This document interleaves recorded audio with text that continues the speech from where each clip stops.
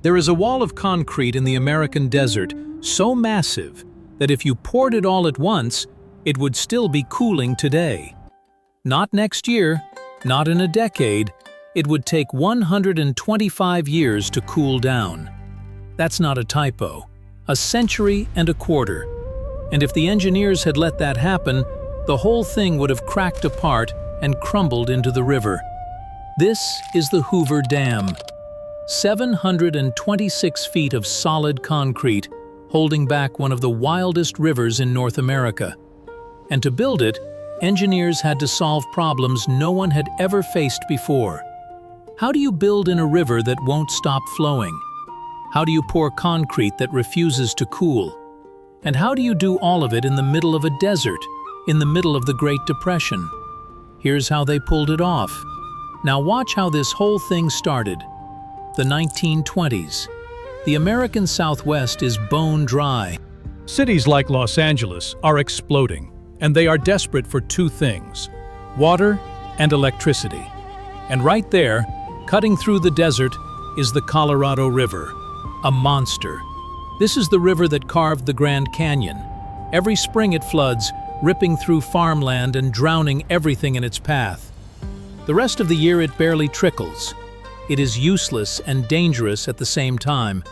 So America makes a bold decision. Tame it. Build a wall across the canyon big enough to stop the river that built the Grand Canyon. Store its water. Steal its power. On paper, madness. But the payoff would change the entire West. Here's the core engineering problem. You cannot build a dam in a river that is still flowing. The rushing water would wash away everything you try to pour. So before you build anything, you have to do the impossible first. The water is rising at a breakneck pace. Imagine, engineers need to not just slow down this flow, they need to completely remove the great river from its path. You have to move the river. Get a river the size of the Colorado out of your way. And this river does not want to move. Now the numbers. The dam would rise 726 feet from bedrock, as tall as a 60-story skyscraper wedged into a desert canyon. 6.6 million tons of concrete, enough to pave a road all the way from San Francisco to New York City. It would become the first thing humans ever built that was more massive than the Great Pyramid of Giza. And it all had to be finished on a brutal deadline in a place with no roads, no town, and summer heat that hits 120 degrees. On paper, madness. All they had to do was build it. So, step 1, move the river. Here's the trick. Engineers blast 4 gigantic tunnels straight through the solid rock walls of the canyon. Each tunnel is 56 feet across, wide enough to swallow a semi-truck standing on end. The plan is simple and audacious. Force the entire Colorado River to make a detour through these tunnels, around the building site, and back into its bed downstream. In November of 1932, they dump rock and earth into the river until it has nowhere left to go but into the tunnels. And it works. The mighty Colorado is shoved out of its own canyon. For the first time in millions of years, the riverbed goes dry. The stage is set. But before a single block can be poured, there's another deadly problem: the canyon walls. They're covered in loose, crumbling rock that would tear a dam apart from the sides. It all has to come off. And this is where you meet the bravest men on the entire project: the high scalers. These men dangle on ropes 800 feet above the canyon floor, swinging jackhammers that weigh 44 pounds. Prying loose rock off a vertical cliff. The project's bravest people worked here, without any safety equipment, holding 40-kilogram jackhammers over the abyss. One slip means death. Falling rock and falling tools kill workers below. It is one of the most dangerous jobs in America.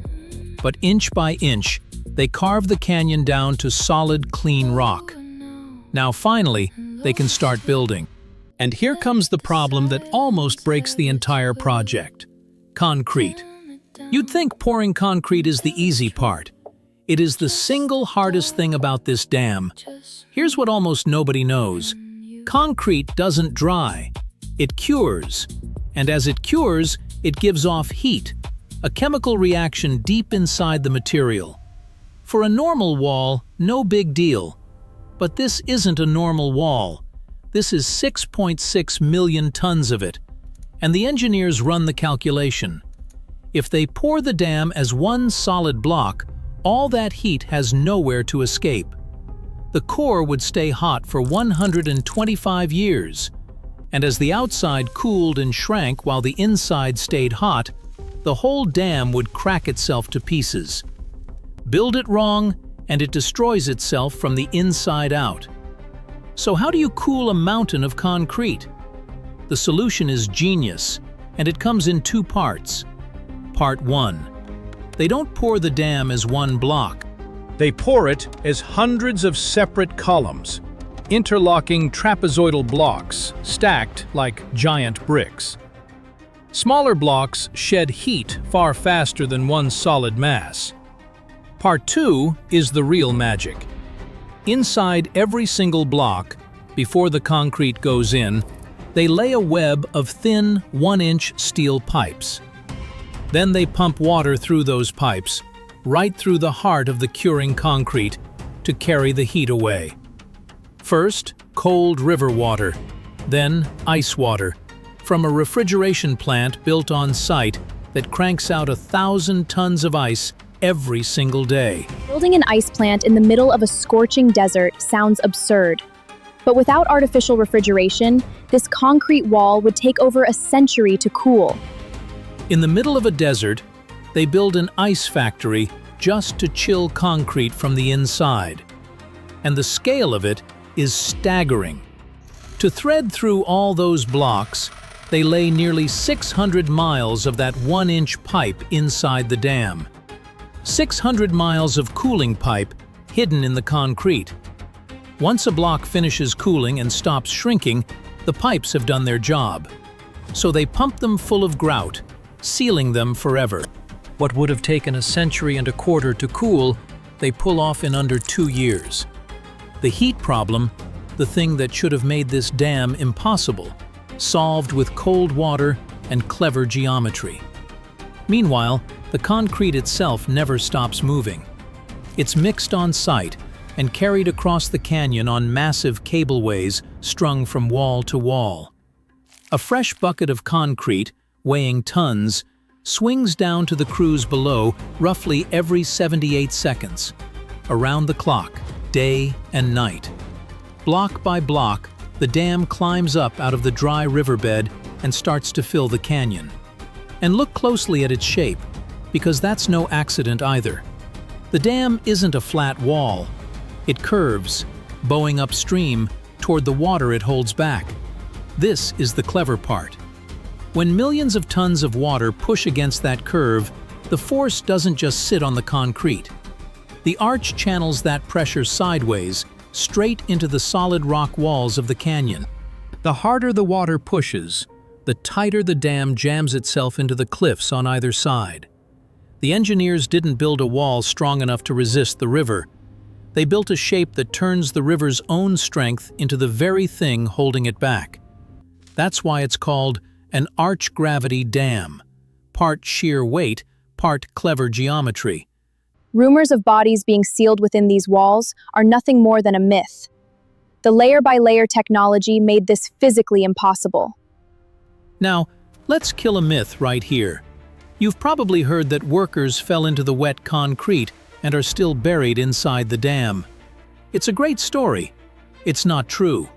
Remember, the dam wasn't one giant pour. It was thin layers, just a few feet at a time, packed and vibrated by crews standing right on top of it. There was nowhere to sink and vanish. But make no mistake, this dam was paid for in blood.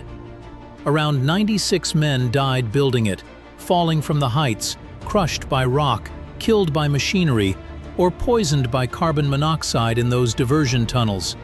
And in an eerie twist, the very first man to die scouting the site, back in 1922, drowned in the Colorado. 13 years later to the day, the last official death on the project was his own son.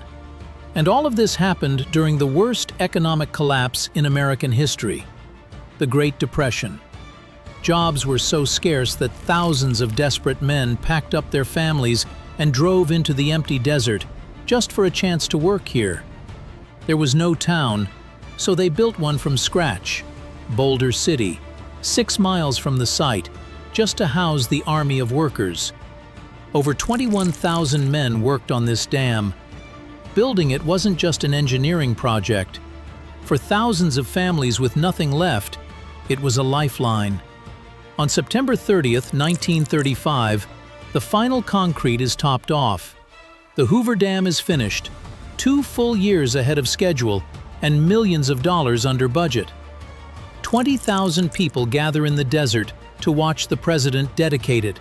Behind the wall, the trapped Colorado has nowhere to go, so it rises and rises, forming Lake Mead, one of the largest man-made lakes in America. The turbulent Colorado River has transformed into a perfectly calm, colossal reservoir. But what happens if the water rises too high? The wild river that carved the Grand Canyon is now a still blue reservoir held in place by a curve of concrete. But holding back a river that used to flood every spring raises one more question. What happens when there's too much water? When a huge flood comes and the lake threatens to pour over the top of the dam? Water spilling over the crest could tear the whole structure apart. So the engineers build a safety valve. 2 enormous spillways, one on each side, with mouths wide enough to swallow a battleship. If the lake ever climbs too high, the excess pours into these spillways, drops through the old diversion tunnels, and rejoins the river safely below the dam. In over 80 years, they've only been needed a couple of times, but they stand ready, the escape route for a river that never fully stopped being dangerous. And here's the payoff.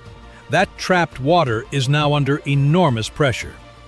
Engineers let it rush down through giant pipes toward the power plant, where it hits the turbines at around 85 miles per hour, fast enough to spin massive generators.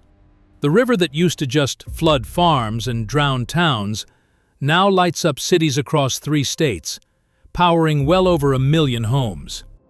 And the water it stores lets millions of people live in a desert that should never have supported them at all. Las Vegas, glittering in the middle of nowhere, exists because of this dam. Here's the bottom line. To build the Hoover Dam, engineers had to beat nature 3 times over. They moved a river that had run the same course for millions of years. They carved a deadly canyon down to bare rock by hand. And they tamed concrete that should have taken a century to cool. Every one of those problems was called impossible.